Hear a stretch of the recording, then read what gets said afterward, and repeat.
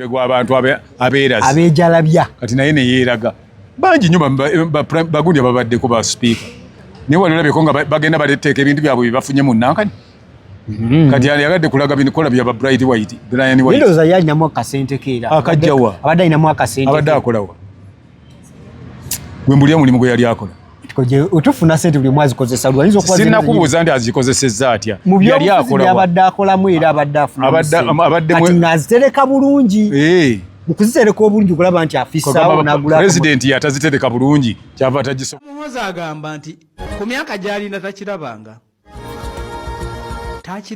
ye ne taata we tebagituulangamu. Amongo emmotoka gye yaleese tebagituulangamu. Anita Amongo sipiika palamenti y'eggwanga yamaze dde okuba nti aleeta emmotoka egweza bannayuganda obwama Rolls Royce Churinan 2025 model ya mwaka gwedde bagikoze mwaka gwedde. Museveni atandika kufuga Uganda twakabeera ne basipiika bameka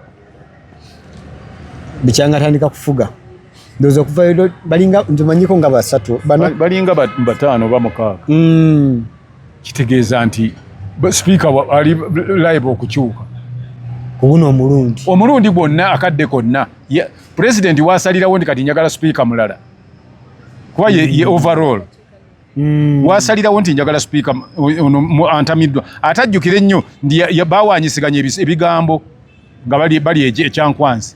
Buli omu mu bulamu alina ennaku ez'ekijjukizo. Kati nno Focus TV yange bazze okufuula ennaku zo ez'ebyafaayo bakwata vidiyo n'okkuba ebifaananyi ku mikolo gamba ng'okwanjula embaga graduations okukyala bano nno tebakoma okwo aba Focus Group yange bakuguka mu kutimba bakola keeki wamu ne juice omuwoomu nga kuno bagattako okukola graphics ne branding ow'ekitongole kampuni oba bizinensi yo era basange ku kitebe kyabwe ekikulu e Kampala ku Jesco Plaza oba basange ku ofisi zaabwe awo ku Focus House Mutuba ne ku ofisi zaabwe empya ekiboga mu Town Council ku 2nd Street okuliraana Smarton Hotel. Ebisingawo bakubire ku simu zaabwe 0757 133 162 oba 0789 020 gwali ku Facebook ne Instagram kebera Focus Group yange ate ku YouTube beba Focus TV yange. Buterevu nkwaniriza gwe ali ku mikutu gyaffe egyenjawulo okuli Focus TV yange wamu ne Kojja Kagato exclusive. Thank you so much when okubeera ng'olaba ona osinzidde okulaba ng'olaba Kojja wennyini wogedde ku sipiika mukulu yayisiza ekiwandiiko ku X Jeno Muhoozi Kayine Lugaba ngagamba emmotoka gye waleese mu famire yaffe kaabe taata nge sisolowooza nti yali agituddemu ssente y'omusolo erekeddwawa mu kaseera kano anti tujja ekyo kintu kiri mu nkola bbiri nti omuntu tagula mmotoka kubanga taatawo yagituulamu naye kyoba olina okwewuunya nti nze naye ate gwe kyoyogedde ate ye yawandiisa ekirala kyovulaba nze nkifunidde ansa ndala X yagambye nti I've been a son of the president of Uganda for 52 years. 52 years, yes. Naye emmotoka eyo tagikolanga ki? Tagituulangamu. Kitegeeza nti ono yeejalabizza nnyo. Omanyi omuntu bw'atuuka mu waliwo kye tuyita trend.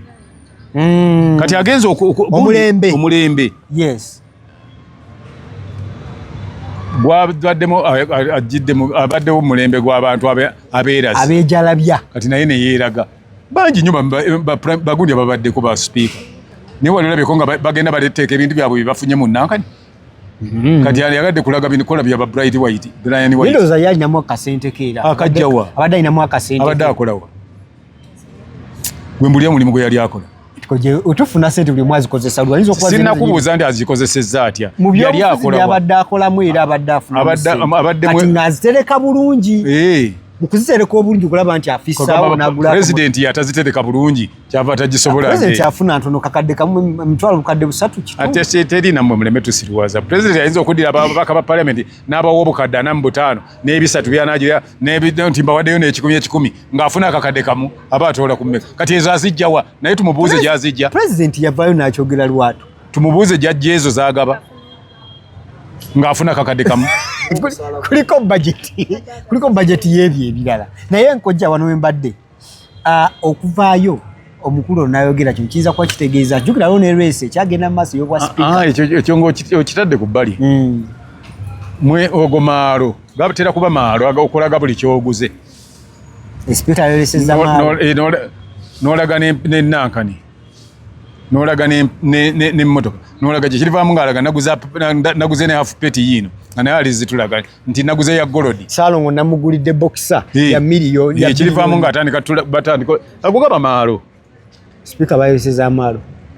Omuntu okuva eri n'olaga abantu nti naguze kino n'otwala enju ogirabye erimu ne takisi munda ezitambuza abagenda mu bisenge ogirabye.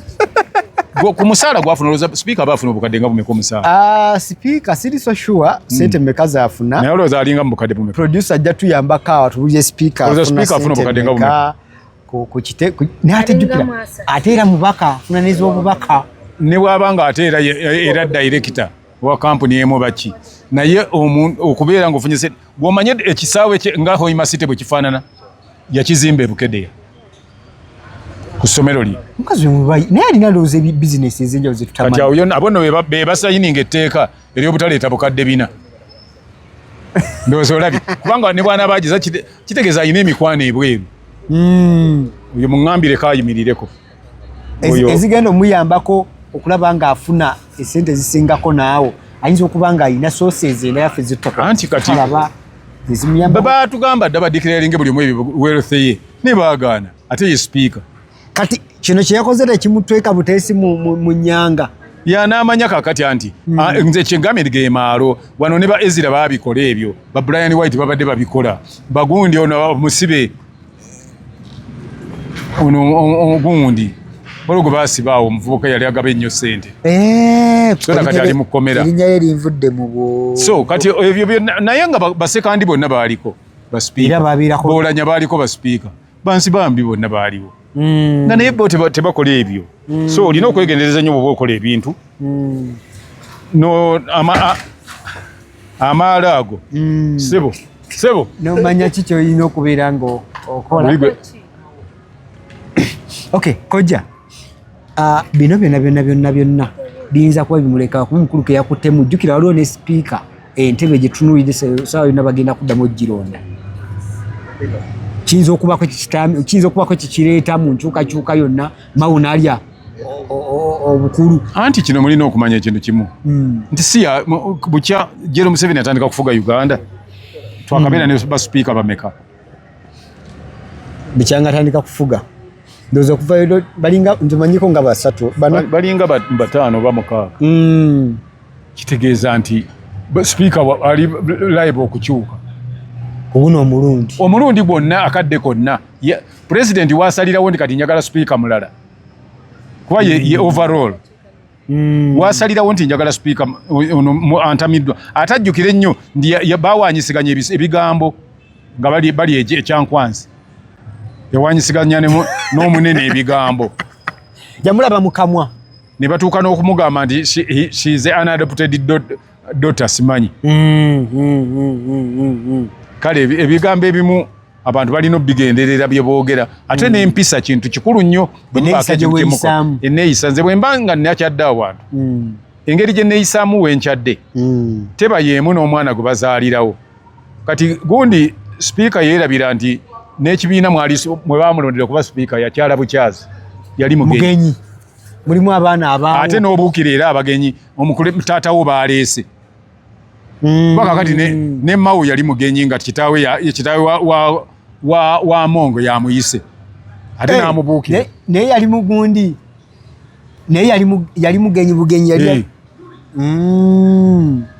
Ekitegeeza bino byonna tubiraba n'ebiina engeri gye bitandikirwamu. Ekintu ekisembayo kyonna kuditamininga kinene nnyo.